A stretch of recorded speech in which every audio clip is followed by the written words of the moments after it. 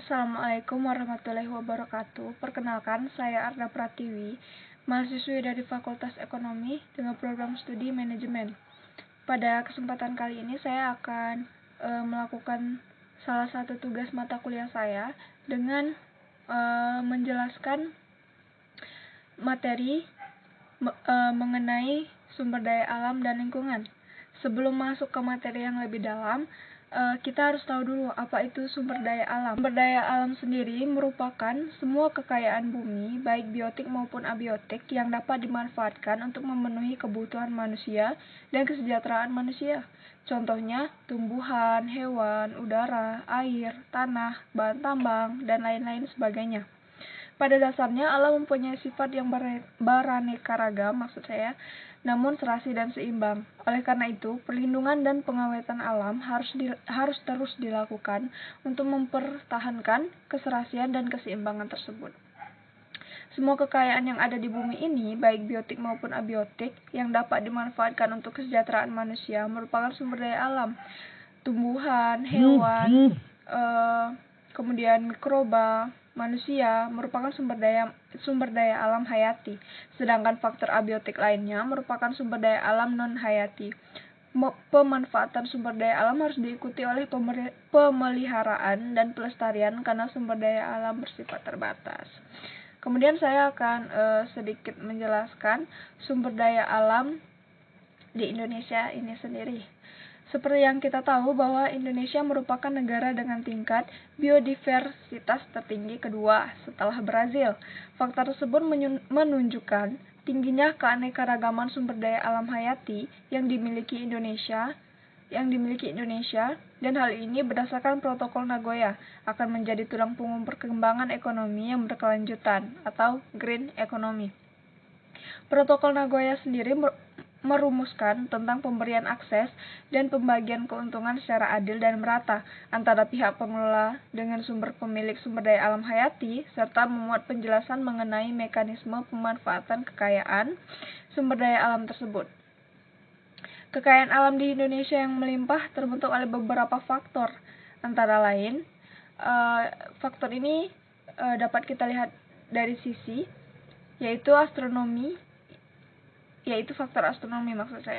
Indonesia terletak pada daerah tropis yang memiliki curah hujan yang tinggi sehingga banyak jenis tumbuhan yang dapat hidup dan tumbuh dengan cepat.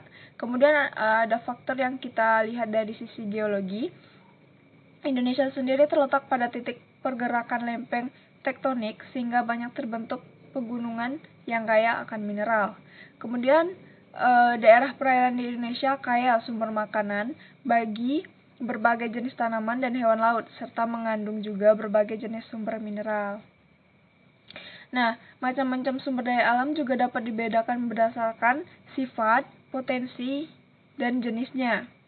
Berdasarkan jenis, itu menurut jenisnya, sumber daya alam dibagi menjadi dua, yaitu sumber daya alam non-hayati atau abiotik, disebut juga sumber daya alam fisik, yaitu sumber daya alam yang berupa benda-benda mati, misalnya bahan tambang, tanah, air, dan kincir angin.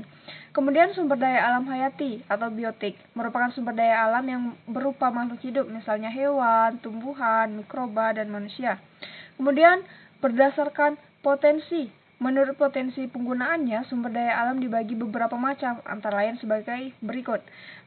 Yang pertama, sumber daya alam materi, merupakan sumber daya alam yang dimanfaatkan dalam bentuk fisiknya, misalnya batu, besi, emas, kayu, serat, kapas, dan sebagainya. Sumber daya alam energi, merupakan sumber daya alam yang dimanfaatkan energinya, misalnya batu bara, minyak bumi, gas bumi, air terjun, dan lain-lain. Kemudian selanjutnya ada sumber daya alam ruang, merupakan sumber daya alam yang berupa ruang dan tempat hidup, misalnya area tanah atau daratan dan angkasa. Kemudian berdasarkan sifat, menurut sifatnya sumber daya alam dibagi menjadi tiga. Yang pertama yaitu sumber daya alam yang terbarukan atau renewable Misalnya seperti hewan, tumbuhan disebut terbarukan karena dapat melakukan reproduksi dan memiliki daya regenerasi atau pulih kembali. Kemudian yang kedua ada sumber daya alam yang tidak terbarukan. Misalnya seperti minyak tanah, gas bumi, batu, dan tambang lainnya. Yang ketiga ada sumber daya alam tidak habis, misalnya udara, matahari, energi pasang surut, dan energi laut.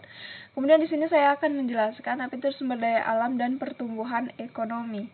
Jadi sumber daya alam dan tingkat perekonomian suatu negara memiliki kaitan yang erat, di mana kekayaan sumber daya alam secara teoritis akan menunjang pertumbuhan ekonomi yang pesat. Akan tetapi, pada kenyataannya hal tersebut justru sangat bertentangan karena negara-negara di dunia yang kaya akan sumber daya alamnya seringkali merupakan negara yang tingkat ekonominya rendah. Kasus ini dalam bidang ekonomi sering pula disebut Dutch disease. Hal ini disebabkan negara yang cenderung memiliki sumber pendapatan besar dari hasil bumi memiliki kestabilan ekonomi sosial yang lebih rendah daripada negara-negara yang bergerak di sektor industri dan jasa. Di samping itu, negara yang kaya akan sumber daya alam juga cenderung tidak memiliki teknologi yang memadai dalam mengelola sumber daya itu sendiri.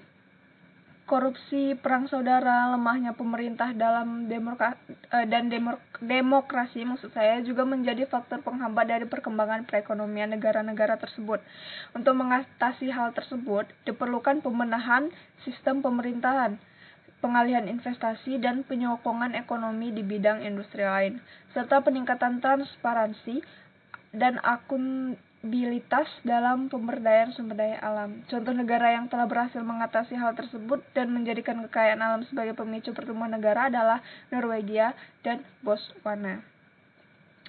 Walaupun suatu negara memiliki sumber daya alam yang berlimpah, belum tentu hal itu dapat memberikan manfaat besar bagi penduduknya. Kenapa?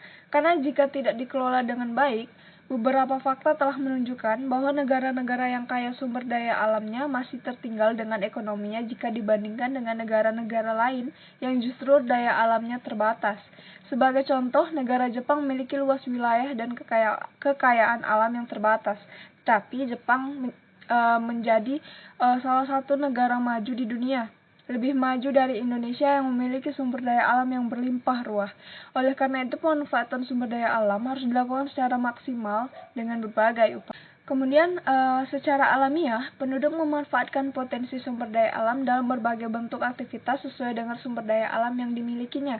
Aktivitas dalam memanfaatkan sumber daya alam dapat dibagi ke dalam 16 aktivitas. Yang pertama, pertanian. Yang kedua, perkebunan. Kemudian ada peternakan, perikanan, perkembangan, dan kehutanan. Saya akan menjelaskan masing-masing dari aktivitas tersebut. Yang pertama ada aktivitas pertanian. Di Indonesia, aktivitas pertanian merupakan aktivitas utama yang dilakukan oleh sebagian besar penduduknya. Keadaan tanah yang subur dan didukung iklimnya membuat penduduk Indonesia banyak mencari nafkah pada aktivitas pertanian. Kemudian yang kedua ada aktivitas perkebunan. Perkebunan bertujuan untuk menghasilkan komoditas pertanian dalam jumlah besar. Dengan alasan efektivitas, aktivitas perkebunan maksud saya disertai dengan industri pengolahan hasil perkebunan yang sengaja dibangun di area perkebunan. Komoditas yang dihasilkan biasanya diolah dan dikemas terlebih dahulu sebelum dijual ke konsumen. Komoditas perkebunan yang berkembang di Indonesia diantaranya adalah teh, kopi, coklat, dan lain sebagainya. Saat ini Indonesia menjadi penghasil sejumlah komoditas perkebunan seperti tebu, teh, tembakau, kopi, dan lain-lain. Kemudian ada aktivitas peternakan. Perhatikan aktivitas peternakan di daerahmu. Hewan ternak apa saja yang dibudidayakan di Indonesia? Budidaya peternakan yang dikembangkan di Indonesia diantaranya seperti sapi, kerbau, kuda, dan lain-lain. Selain itu masih banyak ternak lainnya yang dikembangkan oleh penduduk secara mandiri, misalnya ayam, kambing, dan lain-lain.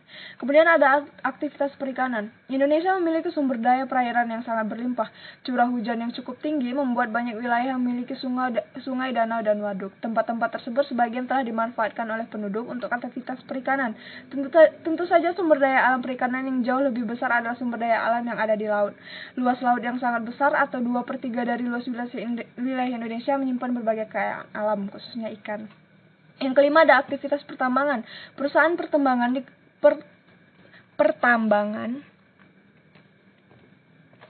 Kemudian selanjutnya ada aktivitas pertambangan. Perusahaan pertambangan dikelola oleh pemerintah maupun swasta. Banyak perusahaan swasta di luar Indonesia yang juga ikut serta melakukan aktivitas penambangan dengan perjanjian tertentu dan sistem bagi hasil dengan pemerintah Indonesia. Minyak bumi dimanfaatkan untuk berbagai keperluan. baik skala besar seperti PLN maupun rumah tangga, industri, kendaraan bermotor. Selain dimanfaatkan untuk konsumsi dalam negeri, produksi minyak bumi dan gas alam Indonesia juga diekspor ke berbagai negara lain. Kemudian yang terakhir ada aktivitas kehutanan. Sumber daya alam hutan merupakan sumber daya alam yang juga sangat berlimpah di Indonesia. Hutan dimanfaatkan penduduk untuk berbagai keperluan, baik sebagai sumber pangan, penghasil kayu bangunan, atau sebagai sumber tambang dan mineral berharga. Pemanfaatan hutan selanjutnya dilakukan secara intensif dan mengambil secara besar-besaran sumber daya yang ada di dalamnya. Kemudian saya akan bahas mengenai pemanfaatan sumber daya alam hayati dan non-hayati. Yang pertama, sumber daya alam hayati. Yang tumbuhan termasuk sumber daya alam hayati. Manfaat tumbuhan oleh manusia diantaranya sebagai bahan makanan, itu tumbuhan seperti padi, jagung, gandum, dan tebu. Bahan bangunan, kemudian jadi bahan bakar juga. Obat, yang obat ini seperti tanaman jahe dan lain-lain sebagainya, sebagai pupuk kompos, pertanian, dan perkebunan. Kemudian ada hewan, peternakan, dan perikanan. Sumber daya alam hewan dapat berupa hewan liar maupun hewan yang sudah dibudidayakan. Pemanfaatannya dapat sebagai pembantu pekerjaan keras manusia, seperti kerbau dan kuda, atau berbagai sumber bahan pangan, sebagai sumber bahan pangan seperti unggas dan sapi. Untuk menjaga keberlanjutannya, terutama untuk satwa langka, pelestarian secara in situ dan ex situ terkadang harus dilaksanakan. Pelestarian in situ adalah pelestarian yang dilakukan di habitat pelestarian. Ex situ adalah pelestarian dengan pemindahan hewan tersebut dari habitatnya ke tempat lain. Untuk memaksimalkan potensinya, manusia membangun sistem peternakan dan juga perikanan untuk lebih memperdayakan sumber daya hewan. Kemudian ada sumber daya alam non-hayati. Yang pertama ada air. Air merupakan salah satu kebutuhan utama makhluk hidup dan bumi sendiri dinominasi oleh wilayah perairan. Dari total wilayah, selanjutnya ada sumber daya alam non-hayati. Yang pertama ada air. Air merupakan salah satu kebutuhan utama makhluk hidup dan bumi sendiri didominasi oleh wilayah perairan. Dari total wilayah perairan yang ada, 97% merupakan air asin atau wilayah laut, samudra, dan lain-lain. Kemudian dan hanya 3% yang merupakan air tawar. Seiring dengan pertumbuhan populasi manusia, kebutuhan akan air baik itu dalam keperluan domestik dan energi terus meningkat. Seiring dengan pertumbuhan populasi manusia, kebutuhan akan air baik itu untuk keperluan domestik dan energi terus meningkat. Air juga digunakan untuk pengairan, bahan dasar industri, minuman, pengembangan, dan lain-lain. Di bidang energi teknologi, penggunaan air sebagai sumber listrik sebagai pengganti dari minyak bumi telah dan akan terus berkembang karena selain terbarukan energi yang dihasilkan dari air cenderung tidak berpolusi. Kemudian ada angin. Pada era ini, penggunaan minyak bumi, batu bara, dan berbagai jenis bahan bakar hasil tambang mulai digantikan dengan penggunaan energi yang dihasilkan oleh angin. Angin mampu menghasilkan energi dengan menggunakan turbin yang pada umumnya diletakkan dengan ketinggian lebih dari 30 meter di daerah dataran tinggi. Selain sumbernya yang terbarukan dan selalu ada, energi yang dihasilkan angin jauh lebih bersih dari residu bakar lain pada umumnya. Beberapa negara yang telah mengaplikasikan turbin angin sebagai sumber energi alternatif adalah Belanda dan Inggris. Kemudian ada tanah. Tanah termasuk salah satu sumber daya alam non-hayati yang penting untuk menunjang pertumbuhan penduduk dan sebagai sumber makanan bagi semua jenis makhluk hidup. Tanah tersusun atas beberapa komponen seperti udara, air, mineral, dan senyawa organik. Pengelolaan sumber daya non-hayati ini menjadi sangat penting mengingat pusatnya pertambahan penduduk dunia dan kondisi cemaran lingkungan yang ada sekarang ini. Kemudian ada hasil tambang. Sumber daya alam hasil tambang memiliki beragam fungsi bagi kehidupan manusia seperti bahan dasar infrastruktur, kendaraan bermotor, sumber energi maupun sebagai perhiasan. Jumlahnya sangat terbatas, oleh karena itu penggunaannya harus dilakukan secara efisien. Beberapa contoh bahan tambang dan pemanfaatannya seperti minyak bumi itu sebagai aftur untuk bahan bakar pesawat terbang, sebagai bensin untuk bahan bakar kendaraan bermotor, minyak tanah untuk bahan baku lampu minyak, solar untuk bahan bakar kendaraan diesel, dan LNG atau liquid natural gas untuk bahan bakar kompor gas. Kemudian oli juga digunakan bahan untuk pelumas mesin. Vaselin adalah salep untuk bahan obat, parafin untuk bahan pembuatan lilin, dan aspal untuk bahan pembuatan jalan. Kemudian ada batu bara yang dimanfaatkan untuk bahan bakar industri dan rumah tangga. Kemudian di sini saya akan membahas landasan kebijaksanaan pengelolaan sumber daya alam. Pemanfaatan sumber daya alam secara berlebihan tanpa memperhatikan aspek pelestariannya dapat meningkatkan tekanan-tekanan terhadap kualitas lingkungan hidup yang akhirnya akan mengancam swasembada atau kecukupan pangan semua penduduk di Indonesia. Oleh karena peran pemerintah dalam memberikan kebijakan tentang peraturan pengelolaan DSDA sangat penting. Kebijakan yang dibuat oleh pemerintah tidak hanya ditetapkan untuk dilaksanakan masyarakat tanpa pengawasan lebih lanjut dari pemerintah. Pemerintah memiliki peran agar kebijakan tersebut diterapkan sebagaimana mestinya oleh masyarakat. Sesuai dengan Undang-Undang 32 tahun 2004 tentang pemerintahan daerah dan PP nomor 25 tahun 2000 tentang kewenangan pemerintah dan kewenangan provinsi sebagai daerah otonom dalam bidang lingkungan hidup, memberikan pengakuan politis melalui transfer otoritas dari pemerintah pusat kepada daerah, yaitu meletakkan daerah pada posisi penting dalam pengelolaan lingkungan hidup, kemudian memerlukan peran lokasi dalam mendesain kebijakan, membangun hubungan interdependensi antar daerah, dan menetapkan pendekatan kewilayahan. Kemudian ada karakteristik ekologi sumber daya alam. Sumber daya alam adalah sesuatu yang dapat dimanfaatkan untuk berbagai kepentingan dan kebutuhan hidup manusia agar hidup lebih sejahtera yang ada di sekitar alam lingkungan hidup kita. Contohnya sumber daya alam seperti barang tambang, sinar matahari, tumbuhan, hewan, dan banyak lagi lainnya. Kemudian sumber daya alam terbagi berdasarkan jenis. Ada sumber daya alam hayati atau seperti yang saya sebut tadi biotik.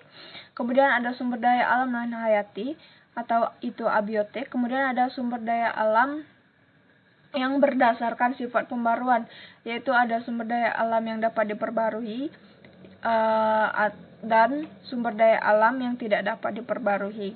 Contohnya sumber daya alam yang dapat diperbarui ini seperti air, tumbuh-tumbuhan, hewan, hasil hutan, dan lainnya. Kemudian yang tidak dapat diperbarui ini seperti minyak bumi, batu bara, timah, gas, dan gas alam maksud saya. Kemudian ada sumber daya alam yang tidak terbatas jumlahnya. Ada sumber daya alam berdasarkan kegunaan atau penggunaannya. Kemudian sumber daya alam penghasil bahan baku.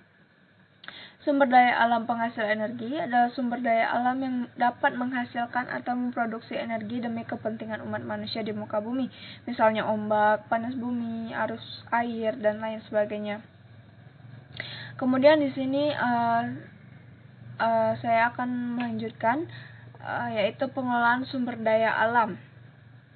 Sumber daya alam harus dikelola untuk mendapatkan manfaat yang maksimal, tetapi pengelolaan sumber daya alam harus diusahakan agar produktivitasnya tetap berkelanjutan. Kemudian eksploitasinya harus di bawah batas daya regenerasi atau asimilasi sumber daya alam. Kemudian diperlukan kebijakan dalam pemanfaatan sumber daya alam yang ada agar dapat lestari dan berkelanjutan dengan menanamkan pengertian sikap serasi dengan lingkungannya. Kemudian di dalam pengelolaan sumber daya alam hayati perlu adanya pertimbangan. Yang pertama yang harus dipertimbangkan adalah teknologi yang dipakai tidak sampai merusak kemampuan sumber daya untuk pembaruannya. Kemudian sebagian hasil panen harus digunakan untuk menjamin pertumbuhan sumber daya alam hayati. Kemudian dampak negatif pengelolaannya harus ikut dikelola, misalnya dengan daur ulang.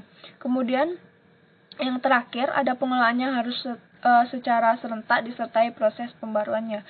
Faktor-faktor pembatas ekologis ini perlu diperhitungkan agar pembangunan membawa hasil yang lestari.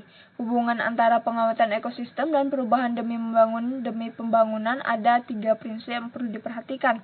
Yang pertama, kebutuhan untuk memperhatikan kemampuan untuk membuat pilihan penggunaan sumber daya alam di masa depan. Kemudian yang kedua, kenyataan bahwa peningkatan pembangunan pada daerah-daerah pertanian tradisional yang telah terbukti berproduksi baik mempunyai kemungkinan besar untuk memperoleh pengembalian modal yang lebih besar dibanding daerah yang baru. Yang ketiga, kenyataan bahwa penyelamatan masyarakat biotis dan sumber daya alam khas yang merupakan langkah pertama yang logis dalam pembangunan daerah baru, dengan alasan bahwa sumber alam tersebut tak dapat digantikan dalam arti pemenuhan kebutuhan dan aspirasi manusia. Jadi itulah sedikit penjelasan mengenai mata kuliah sumber daya alam dan lingkungan. Lebih dan kurang saya mohon maaf. Wabillahi taufiq wal hidayah. Wassalamualaikum warahmatullahi wabarakatuh.